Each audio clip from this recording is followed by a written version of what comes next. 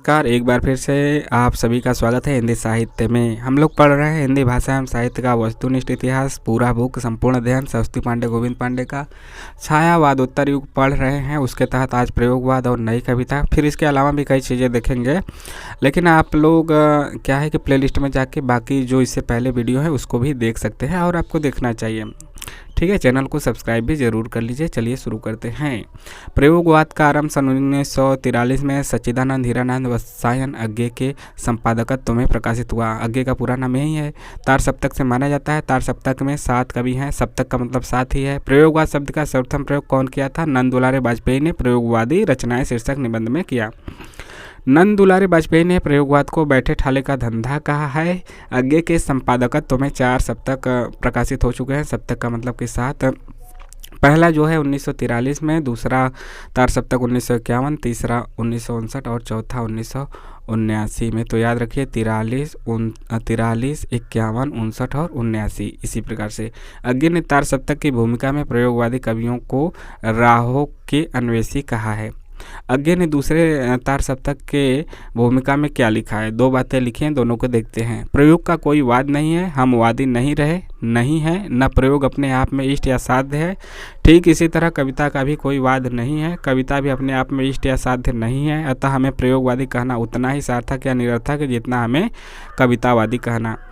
प्रयोग अपने आप में इष्ट नहीं है, वह साधन है और दोहरा साधन है, क्योंकि एक तो वह उस सत्य को जानने का साधन है जिसे कवि प्रेषित करता है, दूसरी वह उस प्रेषण की क्रिया और उसके साधनों को जानने का भी साधन है। ठीक है, यहाँ पे उन्होंने ये 2 बातें कही, दोनों बातों को याद रखिएगा।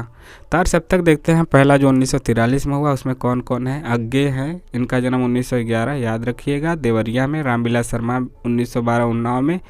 मुक्तिबोध है 1917 के ग्वालियर में। और प्रभाकर माचवे भी 1917 के ग्वालियर के ही हैं। तो इनका क्रम जरूर यह क्रम से ही दिया है। दोनों 1917 है, लेकिन पहले मुक्तिबोध आएंगे फिर माचवे आएंगे, प्रभाकर माचवे। इसके बाद आपका नेमीचंद जैन 1918 आगरा में जन्म। गिरजा कुमार माथुर भी 1918 मध्य प्रदेश में है। तो नेमीचंद गिरजा कुमार माथुर से पहले आएंगे, भले ही दोनों का जन्म 1918 में हुआ हो। महीना में तो पहले हो सकता है पैदा हो गए हों। तो इसके बाद भारत भूषण अग्रवाल है 1919 के, मथुरा में है। तो यही क्रम याद रखिएगा। अज्ञे, रामविलास शर्मा, गजानन माधव मुक्तिबोध, प्रभाकर माचवे, नेमीचंद जैन, गिरजा कुमार माथुर, भारत भूषण अग्रवाल। दूसरा तार सप्तक 1951 में हुआ। इनमें संकलित कवियों को देखते हैं कालक्रमानुसार। थोड़ा सा ब्लर है लेकिन कोई दिक्कत की बात नहीं है, आप देख भी सकते हैं, सुन भी सकते हैं। शमशेर बहादुर सिंह है, पहले हम नाम ले लेते हैं फिर उसका देखेंगे। शमशेर बहादुर सिंह, भवानी प्रसाद मिश्र, शकुंत माथुर, हरिनारायण घनश्याम व्यास, नरेश मेहता, धर्मवीर भारती और रघुवीर सहाय। इसी क्रम में आपको याद भी करना है। इसी क्रम में शमशेर, भवानी, शकुंत, हरिनारायण, नरेश मेहता, धर्मवीर भारती, रघुवीर सहाय। और शमशेर बहादुर सिंह का जन्म 1911 देहरादून में। भवानी प्रसाद मिश्र 1913 होशंगाबाद। सिलेबस में लगा है तो इनको जरूर मतलब याद रखिएगा। आगे का ऊपर था ही 1911। शकुंत माथुर, इसमें और कोई सिलेबस में तो नहीं है, बस आगे ही है। तो मतलब वो सबको याद रखना है और सिलेबस वालों को तो अच्छे से याद रखना है। ठीक है, भवानी प्रसाद मिश्र का कविता जैसा कि आपको पता ही है, गीत फरोश और सतपुड़ा के जंगल है, तो सिलेबस में नेट के। शकुंत माथुर 1922 में है और दिल्ली में। हरिनारायण घनश्याम व्यास 1923 मध्य प्रदेश में। नरेश मेहता 1924 गुजरात। धर्मवीर भारती जरूर याद रखिए 1926। अंधा युग इनका लगा हुआ है, अंधा युग इनका लगा हुआ है। नाटक 1926 याद रखिएगा। रघुवीर सहाय 1929 लखनऊ में इनका जन्म हुआ। तीसरा तार सप्तक 1959 में हुआ। इसमें कौन कौन कवि हैं, मतलब कि कवि रचनाकार कौन है? तो यहाँ पे प्रयाग नारायण त्रिपाठी हैं, मदन वात्स्यायन है, विजय देव नारायण शाही हैं, कुंवर नारायण है, सर्वेश्वर दयाल सक्सेना को याद रखिएगा। इनका बकरी लगा हुआ है नेट के सिलेबस में। नेट का सिलेबस का मतलब कि ऐसे प्रमाणिक और जिसमें कुछ गुण है, जिसमें कुछ सुव्यवस्थित चीज़ें हैं, उसी को रखा गया है। तो वहाँ से है, नेट के सिलेबस में है। तो जो टीचिंग के एग्ज़ाम में है तो सबसे बड़ा एंट्रेंस एग्ज़ाम तो नेट का माना जाता है। असिस्टेंट प्रोफेसर का भी है, लेकिन वो तो नौकरी के लिए एंट्रेंस की बात की जाए तो नेट का है। तो आप ज़रूर उसके बेसिस पे हर प्रकार के स्टेट में भी क्वेश्चन आपका उठता है उसके सिलेबस में लगे हुए चीज़ों से। केदारनाथ सिंह और कीर्ति चौधरी, इतने 7 लोग हैं। प्रयाग नारायण, मदन वात्स्यायन, विजय देव नारायण शाही, कुंवर नारायण, सर्वेश्वर दयाल सक्सेना, केदारनाथ सिंह, कीर्ति चौधरी। अब इनके बारे में देखते हैं, जन्म के बारे में, मतलब इसी क्रम में रहेंगे। और प्रयाग नारायण त्रिपाठी 1919 रायबरेली में हुआ, मदन वात्स्यायन का 1922 में, विजय देव नारायण शाही 1924 में काशी में मतलब कि वाराणसी, कुंवर नारायण 1927 फैजाबाद, सर्वेश्वर दयाल सक्सेना 1927। इसको याद ही रखिएगा सिलेबस वाले को, बस्ती सब भूल जाइएगा, यह नहीं भूलिएगा। कहने का मतलब यह है, मतलब कोई भूलना तो नहीं है, लेकिन यदि सब भूल भी गए इसको नहीं भूलना है। केदारनाथ सिंह 1932, कीर्ति चौधरी 1935 उन्नाव में। चौथा तार सप्तक है 1979 का, और इसमें संकलित आपके कवि हैं अवधेश कुमार, राजकुमार कुंभज, स्वदेश भारती, नंदकिशोर आचार्य, सुमन राजे, श्री राम वर्मा और राजेंद्र किशोर। इनका बस क्रम याद रखिएगा, नाम, ठीक है। अवधेश कौन कौन है यहाँ से पूछा जाएगा, इनका वो नहीं दिया ना कि कौन कौन सा किसका कब जन्म हुआ, तो बस इनका नाम रखिए कि चौथे तार सप्तक में कौन कौन आपके कवि हैं। अवधेश कुमार, राजकुमार कुंभज, स्वदेश भारती, नंदकिशोर आचार्य, सुमन राजे, श्री राम वर्मा और राजेंद्र किशोर। अब देखते हैं प्रमुख बातें। प्रयोगवाद का प्रवर्तन करने का श्रेय सच्चिदानंद हीरानंद वात्स्यायन अज्ञ को दिया जाता है, ठीक है। डॉक्टर रामविलास शर्मा ने लिखा है, क्या लिखा है, प्रयोगवादी कविता में युग से उत्पन्न अनास्था, शंका, घुटन, कुंठा, भग्नाशा में से एक नए पथ के अन्वेषण की व्याकुल भावना दिखाई पड़ती है। ये कवि एक नए मार्ग का अनुसंधान करने के लिए व्याकुल है। प्रयोगवाद की प्रमुख प्रवृत्तियां हैं, अहमवादी प्रवृत्ति का प्राधान्य, यथार्थवाद का आग्रह, निराशावाद, बौद्धिकता का प्राधान्य, उपमानों की नवीनता, साधारण विषयों का निरूपण और भाषा का प्रयोग। प्रयोगवाद फ्रायड के दर्शन से प्रभावित है। प्रयोगवाद क्या है कि फ्रायड के दर्शन से प्रभावित है। प्रयोग के संदर्भ में कुछ विद्वानों के मत इस प्रकार से हैं। प्रयोग शैलीगत विद्रोह है, जैसे कि डॉक्टर नगेंद्र का कहना है। प्रयोग दृष्टिकोण का अनुसंधान है, केसरी कुमार का कहना है। प्रयोग कलात्मक अनुभव का क्षण है, रघुवीर सहाय का कहना है। तो कौन किसका कथन है, याद रखिए, यहाँ से पूछा जा सकता है। प्रयोग शैलीगत विद्रोह है, डॉक्टर नगेंद्र। प्रयोगवाद दृष्टिकोण का अनुसंधान है, केसरी कुमार। प्रयोग कलात्मक अनुभव का क्षण है, रघुवीर सहाय। और समाज के हित में जैसी क्रांति सतत प्रक्रिया काम है, वैसी ही रचना के हित में प्रयोग की, डॉक्टर रामस्वरूप चतुर्वेदी। अब इसी में देखते हैं प्रपद्यवाद। प्रपद्यवाद की शुरुआत कब हुई, 1956 में। और इससे पहले हमने जो देखा आपका प्रयोगवाद और नई कविता, इसका सन याद रखिए 1942 से 1954 तक, ठीक है, 1942 से 1954 तक। और यहाँ पे आपका 1900 मतलब वहीं 55, 54, 55 ले सकते हैं। तो प्रपद्यवाद आपका 1956।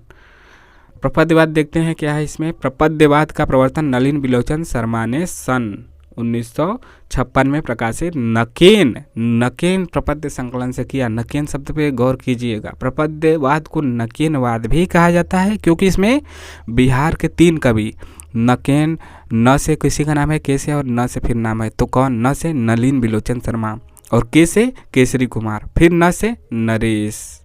तो इनमें तीनों के नाम के प्रथम अक्षरों को आधार बनाकर नकेन जोड़ा गया है। तो प्रपद्यवाद को नकेनवाद भी कहा जाता है। नकेनवाद में कौन कौन है, तो आपके हैं नलिन बिलोचन शर्मा, केसरी कुमार और नरेश, ठीक है। तो यहाँ पे आपके तीनों कवि यहाँ पे हैं, इसलिए इसका नाम पड़ा है नकेनवाद, या तो मत भूलिएगा। और आगे प्रपद्यवाद और प्रयोगवाद में मूल अंतर यह है कि प्रपद्यवाद प्रयोग को साध्य मानता है। जैसे प्रपद्यवाद प्रयोगवाद में क्या अंतर है, प्रपद्यवाद क्या करता है, प्रयोग को साध्य मानता है, जबकि प्रयोगवाद प्रयोग को साधन मानता है। साध्य का मतलब कि अंतिम परिणति हो गई, अंतिम परिणति हो गई। जैसे क्या हो गया कि मान लीजिए कि ईश्वर की कोई मूर्ति है, जैसे शिवलिंग है, तो शिवलिंग हम कोई शिवलिंग को मान लेता है कि उनको हम पा गए तो पूरा भगवान को पा गए, तो यानी कि यह आप शिवलिंग को कोई साध्य मान लिया, यानी कि अंतिम चीज़ यही है।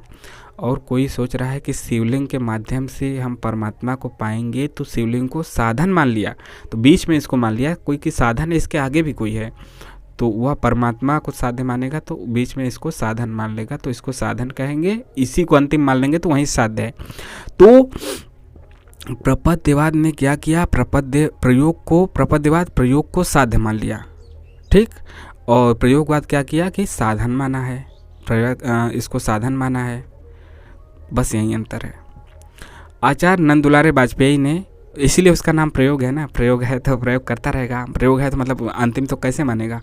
नंद दुलारे वाजपेयी ने प्रपत्यवाद के संबंध में लिखा है, नकेनवाद जिसे उसके हिमायतियों ने, मतलब हिमायती लोगों ने प्रपत्यवाद भी कहा है, वास्तव में प्रयोगशीलता का एक अतिवाद था। प्रयोगवाद के प्रवक्ताओं ने जो कुछ नया कहा था उससे संतुष्ट न होकर उसे एक तार्किक सीमा तक पहुंचाने का कार्य नकेन 1 नकेन 2 नामक संग्रह की भूमिकाओं में दिखाई पड़ता है।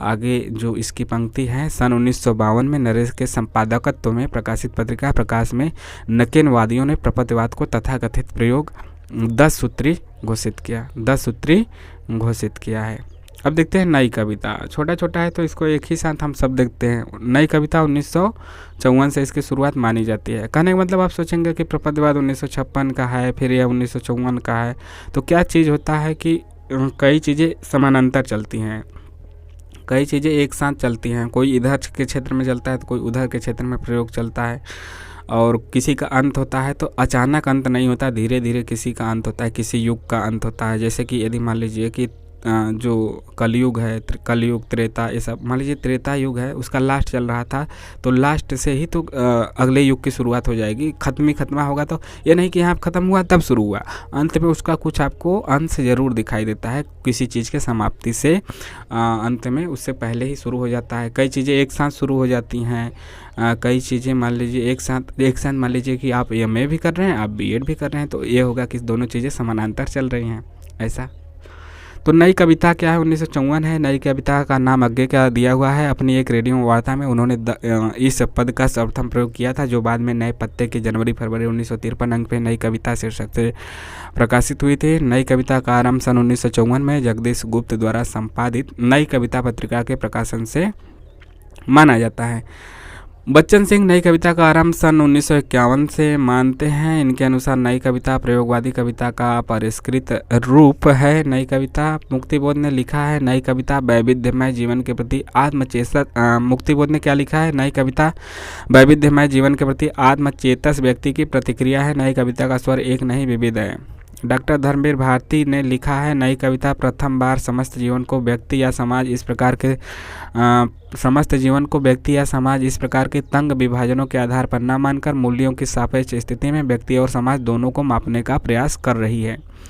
डॉक्टर रामस्वरूप चतुर्वेदी ने क्या लिखा है, नई कविता में समग्र मनुष्य की बात ही नहीं कही गई है, वरन मनुष्य के समग्र अनुभव खंडों को संयोजित किया गया है। डॉक्टर रामस्वरूप चतुर्वेदी ने भाषा संवेदना और सर्जन पुस्तक में नई कविता, याद रखिए इनकी जो किताब भाषा संवेदना और सर्जन है, इस पुस्तक में नई कविता के संदर्भ में लिखा है, आज की कविता को जांचने के लिए जो प्रास के रजत पास से मुक्त हो चुकी है, अलंकारों की उपयोगिता अस्वीकार कर चुकी है और छंदों की पायलें उतार चुकी हैं, काव्य भाषा का ही आधार शेष रह गया है, क्योंकि कविता के संगठन में भाषा प्रयोग की मूल केंद्रीय स्थिति है। कविता उत्कृष्ट शब्दों का उत्कृष्ट क्रम है।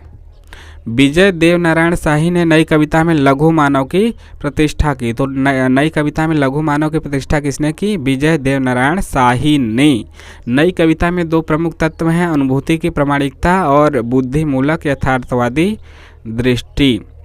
नई कविता में कैक्टसवाद का जन्म होता है। नई कविता में कैक्टस प्रतीक रूप में अपनाया गया है, जो अदम्य उत्साह, जीवन आकांक्षा और अनगढ़ता का प्रतीक है।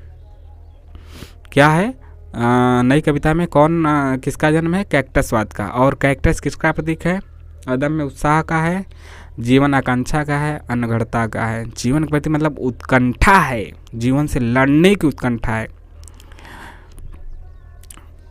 और जीवन एक संघर्ष तो है ही, तो उससे हम लोग भी मोटिवेट हो सकते हैं। बाकी प्रमुख कवि सच्चिदानंद हीरानंद वात्स्यायन के बारे में देख लेते हैं। जन्म 1911। माता पिता कौन है, माता आपकी हीरानंद वयंती देवी। हीरानंद आपके पिता हैं और वयंती देवी माता हैं। प्रथम काव्य संग्रह भग्नदूत है। अंतिम काव्य संग्रह ऐसा कोई घर आपने देखा है। आगे के काव्य संग्रह को जरूर याद रखिएगा। भग्नदूत सिलेबस में, क्योंकि यह रचना मतलब यह लेखक सिलेबस में लगे हुए हैं। अरे यायावर रहेगा याद।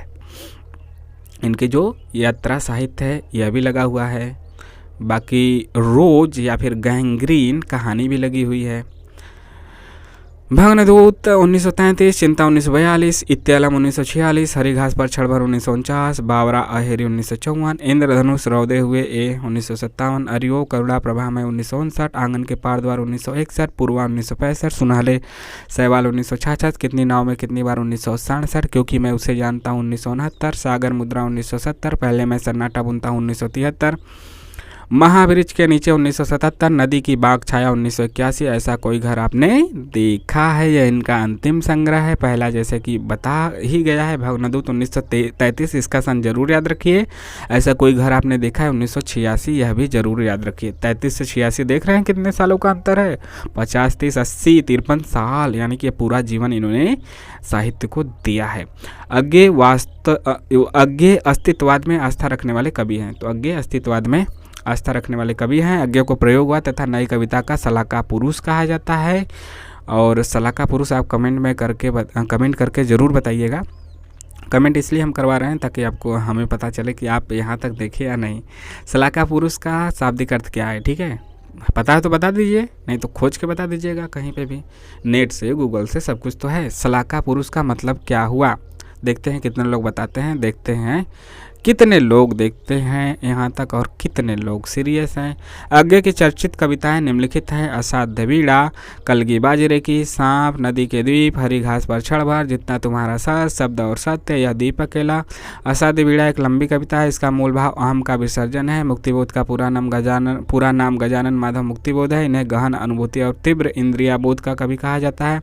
मुक्तिबोध की 2 काव्य कृतियाँ हैं, चाँद का मुँह टेढ़ा है 1964 का, भूरी भूरी खाक धूल 1980 का। काव्य संग्रह का मतलब कि उसमें कई कविताएं लगी होती हैं, किसी एक का नाम दे दिया जाता है या फिर अलग भी नाम दिया जाता है।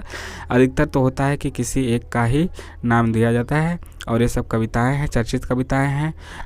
और नेट के सिलेबस में भी आपका कलगी बाजरे की, असाध्य बीड़ा, हरी घास पर क्षणभर, ये सब, नदी के द्वीप, ये सब, यह दीप अकेला, ये सब लगा हुआ है। इनमें से मतलब प्रमुख चीज़ें लगी हुई है। बाकी मुक्तिबोध की चर्चित कविताएं अंधेरे में मुक्तिबोध की प्रमुख कविताएं आपकी जो है अंधेरे में, नेट के सिलेबस में है। और ब्रह्म राक्षस भी है, ठीक है, अंतःकरण का आयतन और भूल गलती, ये सब इनकी प्रसिद्ध रचनाएं हैं। ये लेखक जरूर हैं, तो इनके लेखक मतलब कि कवि, इनके जो रचनाएं हैं, इनका जन्म भी याद रखिएगा 1917 है। और इनका अंधेरे में, ब्रह्म राक्षस, भूल गलती, अंतःकरण, ये सब कविताओं के नाम याद रखिए और पढ़ भी लीजिएगा, सिलेबस में लगा हुआ है। अंधेरे में का पहला प्रकाशन कल्पना में, ये जरूर याद रखिए, 1964 में आशंका के द्वीप अंधेरे में नाम से प्रकाशित हुआ था। आपको पूछा जा सकता है या कि वाक्यों में दे सकता है कि निम्नलिखित में से कौन सा सही नहीं है, दे देगा। अंधेरे में कविता का पहला प्रकाशन कल्पना में 1964 में आशंका के द्वीप अंधेरे नाम से हुआ, या फिर दे देगा अंधेरे में कविता का प्रकाशन पहली बार आशंका के द्वीप अंधेरे में नाम से प्रकाशित हुआ था। आपको लगेगा नहीं है तो नहीं है, लेकिन है। 1964 सन याद रखिए, कल्पना याद रखिए और आशंका के द्वीप अंधेरे में इस नाम से पहले हुआ था। रामस्वरूप चतुर्वेदी ने लिखा है, मुक्तिबोध का काव्य संकलन चाँद का मुँह टेढ़ा है, एक बड़े कलाकार की स्केच बुक लगता है। अंधेरे में एक लंबी कविता है, विभिन्न आलोचकों ने इस पर दृष्टिकोण डाला है जो कि निम्नलिखित है। मतलब अंधेरे में कविता पर विभिन्न आलोचक क्या बोलते हैं। शमशेर बहादुर सिंह क्या बोलते हैं, यह कविता देश के आधुनिक जन इतिहास का स्वतंत्रता पूर्व और पश्चात एक दहकता इस्पाती दस्तावेज है और इसमें अजब और अद्भुत रूप से व्यक्ति और जन का एकीकरण है। मतलब इसको समझना थोड़ा सा कठिन होगा अंधेरे में कविता, लेकिन जिस गहराइयों को आप उसमें यदि समझ जाते हैं, मुक्तिबोध की कविताएं वैसे ही हैं। यह लंबी कविता है, आप उसको समझेंगे, थोड़ा सा टेढ़ा है लेकिन अच्छा है, गहराई तक है। रामविलास शर्मा अपराध भावना का अनुसंधान है, नामवर सिंह अस्मिता की खोज, इन्होंने कहा है मतलब अंधेरे में कविता को। इंद्रनाथ मदान ने आत्म संशोधन का अनुसंधान कहा है। निर्मला जैन ने अंतःस्थल का विप्लव कहा है। प्रभाकर माचवे ने लावा कहा है। रामविलास शर्मा ने और अच्छित जीवन की कविता कहा है। रामस्वरूप चतुर्वेदी ने अंधेरे में एक लंबे खंडों में कवि की समस्या है और समाज के उत्थान पतन और आंदोलन के बीच अपनी रचना के प्रेरक तत्वों का अभिज्ञान, रचना कैसे बाहर से अंदर आती है और फिर कैसे बाहर दूर दूर तक परिव्याप्त हो जाती है, यह अंधेरे में बताया गया है। रामस्वरूप चतुर्वेदी कहते हैं। मुक्तिबोध ने अंधेरे में कविता की रचना फैंटेसी में की है। फैंटेसी कल्पना ऐसा जोड़ा है। मुक्तिबोध ने फैंटेसी को निम्न ढंग से परिभाषित किया है। खुद लेखक ने कैसे परिभाषित किया है फैंटेसी को। ज्ञान गर्भ फैंटेसी द्वारा सार रूप में जीवन की पुनर्रचना करता है। फैंटेसी के अंतर्गत भाव पक्ष प्रधान और विभाव पक्ष गौण और प्रच्छन्न तो होता ही है, साथ ही यह भाव पक्ष कल्पना को उत्तेजित करके बिंबों की रचना करते हुए एक ऐसा मूर्त विधान उपस्थित करता है कि जिस विधान में उस विधान ही के नियम होते हैं। दोनों बातें याद रखिए, दे देगा कि किसकी पंक्ति है, तो यह इनकी मुक्तिबोध की खुद है। शमशेर बहादुर सिंह प्रेम और सौंदर्य के कवि हैं। किसके हैं? प्रेम और सौंदर्य के। शमशेर बहादुर सिंह के प्रमुख काव्य संग्रह कौन है? काव्य संग्रह जरूर याद रखिए। काव्य संग्रह का मतलब कि जिसमें कई कविताएं लगी हैं। कुछ कविताएं 1959, कुछ और कविताएं 1961, चुका भी हूँ नहीं मैं 1975, इम्पोर्टेंट, इतने अपने पास 1980, उदिता अभिव्यक्ति का संघर्ष 1980, बात बोलेगी 1981, काल तुमसे होड़ है मेरी 1988, कहीं बहुत दूर से सुन रहा हूँ 1995, सुकून की तलाश 1998। शमशेर की कविताओं के संदर्भ में कुछ महत्वपूर्ण कथन इस प्रकार से हैं। अज्ञे कहते हैं शमशेर कवियों के कवि हैं। तो कौन कवियों का कवि है? शमशेर है। किसने कहा? अज्ञे। मलयज कहते हैं शमशेर मूड्स के कवि हैं और किसी विजन के नहीं। मुक्तिबोध कहते हैं शमशेर की आत्मा ने अपनी अभिव्यक्ति का एक प्रभावशाली भवन अपने हाथों तैयार किया। उस भवन में जाने से डर लगता है उसकी गंभीर प्रयत्न साध्य पवित्रता के कारण। मुक्तिबोध और क्या कहते हैं? शमशेर की मूल मनोवृत्ति एक इम्प्रेशनिस्टिक चित्रकार की है। और मुक्तिबोध और एक बात कहते हैं, प्रलय जीवन का प्रसंगबद्ध रसवादी कवि कौन है? शमशेर। दे देगा कि मुक्तिबोध ने लिखा है निम्नलिखित में से किस कवि के विषय में लिखा है? प्रलय जीवन का प्रसंगबद्ध रसवादी कवि। ऑप्शन दे देगा तो याद रखिएगा शमशेर के विषय में। विष्णु खरे क्या लिखे हैं? बहुत ज़बरदस्त लिखे हैं। शमशेर की शमशेरियत गजब लिखे हैं। रामचंद्र तिवारी लिखे हैं। हिंदी गद्य का विकास, हिंदी गद्य का मतलब इनका जो किताब है हिंदी का गद्य साहित्य बहुत ज़्यादा इम्पोर्टेंट है। वहाँ से चीज़ें आती हैं और वहाँ बहुत ही अच्छे से इन्होंने सरल भाषा में चीज़ें समझाई है। रामचंद्र तिवारी कहते हैं शमशेर का गद्य हिंदी का जाति गद्य है। इम्पोर्टेंट है इनका कथन। रामस्वरूप चतुर्वेदी कहते हैं भाषा में बोलचाल के गद्य का लहजा और लय में संगीत का चरम आमूर्तन, इन दो परस्पर प्रतिरोधी मन स्थितियों को उनकी कला साधना साधती है। बाकी छूटा है क्या? कुछ छूटा तो नहीं है, छूटा तो है यार। आगे देखते हैं। आगे मतलब कि शमशेर बहादुर सिंह ने लिखा है टेक्निक में एजरा पाउंड शायद मेरा सबसे बड़ा आदर्श बन गया था। शमशेर का कथन है मैं उर्दू और हिंदी का दोआब हूँ।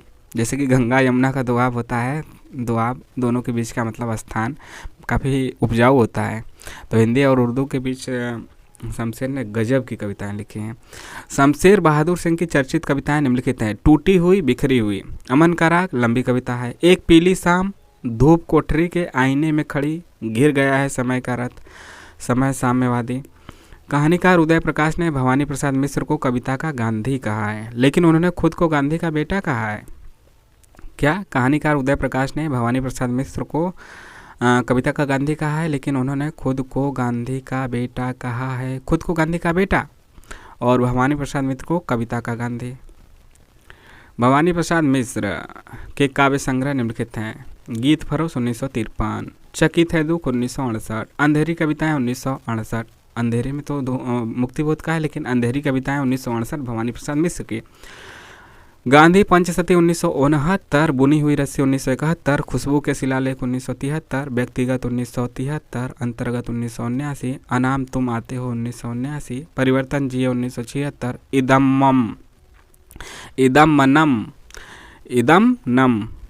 मनम। तो यह किसका है?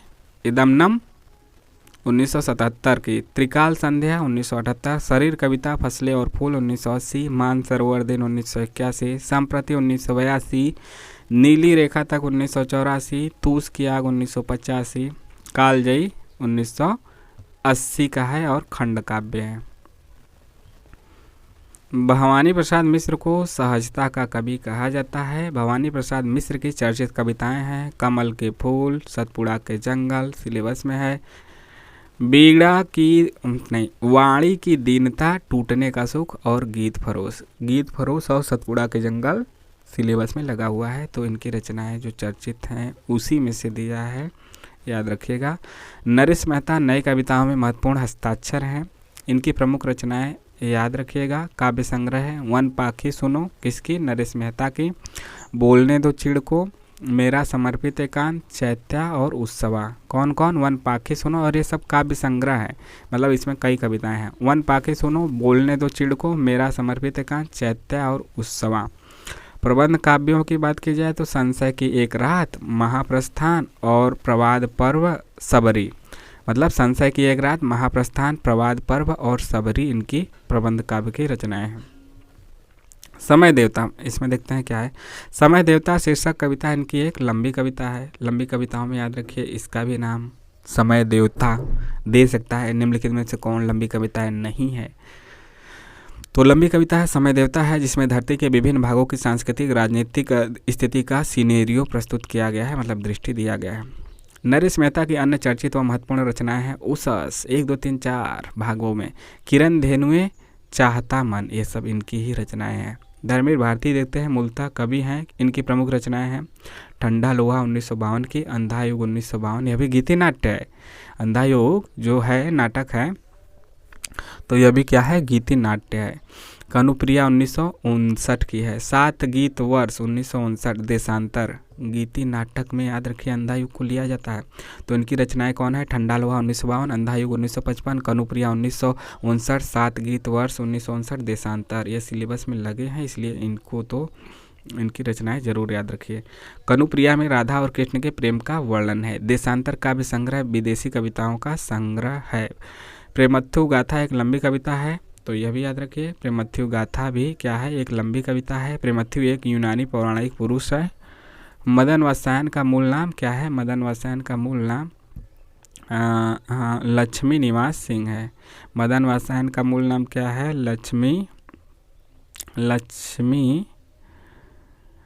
लक्ष्मी निवास सिंह है। ठीक है, आगे देखते हैं। सर्वेश्वर दयाल सक्सेना नई कविता के प्रमुख हस्ताक्षर हैं। इनकी निम्नलिखित कृतियां हैं, यह भी सिलेबस में इनका लगा हुआ है, बकरी वाला। काठ की घंटियां, बांस का पुल, एक सूनी नाव, गर्म हवाएं, कुआनो नदी, कविताएं 1, कविताएं 2, जंगल का दर्द और खूटियों पर टंगे लोग भी इन्हीं का है। सर्वेश्वर दयाल सक्सेना की चर्चित कविताएं की बात की जाए तो यह सब आपका प्रकाशित हो चुकी हैं कृतियों के अलावा यहाँ पे काव्य संग्रह याद रखिएगा।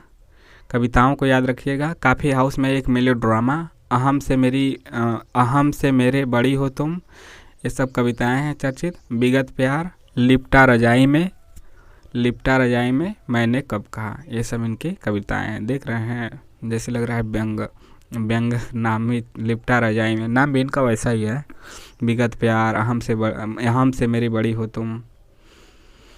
इसके बाद देखते हैं केदारनाथ सिंह नई कविता में बिंब को बहुत महत्व देते हैं। केदारनाथ सिंह की महत्वपूर्ण काव्य कृतियाँ निम्नलिखित है। अभी बिल्कुल अभी, जमीन पक रही है, यहाँ से देखो, अकाल में सारस, उत्तर कबीर और अन्य कविताएं, बाघ लंबी कविता है, तो लंबी कविताओं की श्रेणी में इसको भी याद रखिए।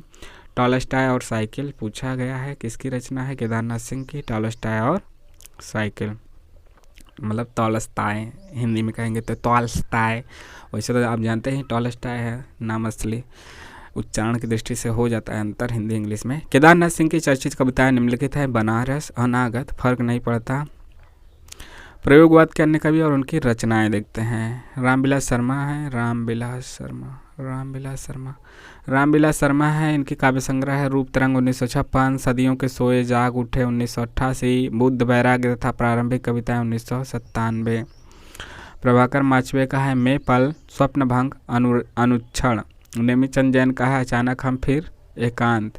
गिरजा कुमार माथुर का है मंजीर 1941, नाश और निर्माण 1946, धूप के धान, शिला पंख चमकीले, छाया मत छूना, भीतरी नदी की यात्रा 1975, अभी कुछ और, साक्षी रहे वर्तमान, पृथ्वी कल्प।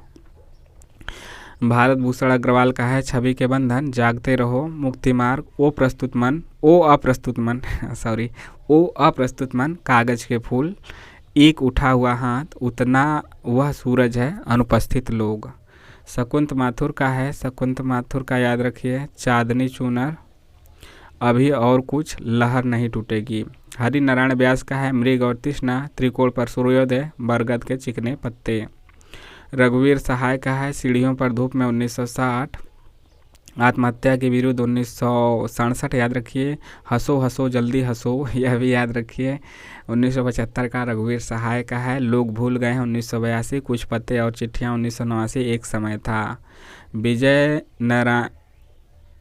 विजय देव नारायण शाही का याद रखिए साखी तो उनका है कबीरदास का, वो सब रचना है जो का संग्रह है, लेकिन विजय देव नारायण शाही का याद रखिए साखी, मछली घर और संवाद तुमसे। और कुंवर नारायण का क्या है चक्रव्यूह है 1956 का, परिवेश हम तुम 1961 का। इसके अलावा भी इनका है अपने सामने, कुंवर नारायण का क्या है अपने सामने 1979 का, कोई दूसरा नहीं 1993 का, इन दिनों 2002 का। जबकि प्रबंध काव्य में आत्मजयी 1965, वाज श्रवा के बहाने 2008 का है। ठीक है, यहाँ तक देखते हैं, यहाँ तक, क्योंकि ज़्यादा लंबा भी हो जाएगा तो अच्छा नहीं लगेगा। फिर भी यहाँ पे हमने प्रयोगवाद, प्रपत्तिवाद, ये सब चीज़ें देखी। अब 60 कविता का आंदोलन और फिर अन्य महिला कलाकार, ये सब महिला जो कवित्री हैं उनके बाद में देखेंगे अगले वीडियो में। आपको कैसा लगा ज़रूर बताइएगा, और लाइक शेयर कीजिए, कमेंट कीजिए, और चैनल को सब्सक्राइब भी कीजिए यदि नहीं किए हैं तो। मिलते हैं नेक्स्ट वीडियो में। जय हिंद, जय भारत, नमस्कार।